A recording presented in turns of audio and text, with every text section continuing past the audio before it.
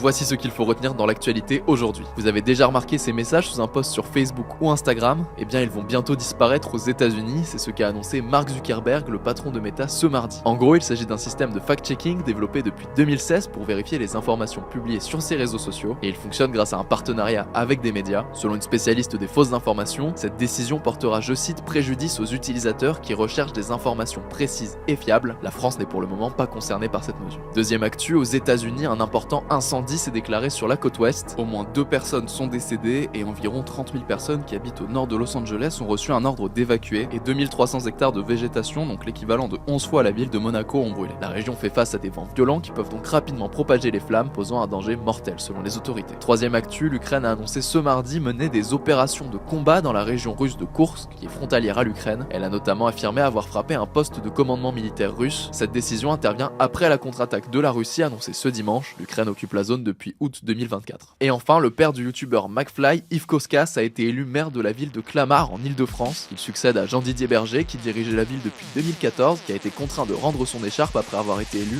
en juin dernier député et qui ne peut donc plus cumuler les deux fonctions. Il porte l'étiquette du parti de droite Les Républicains.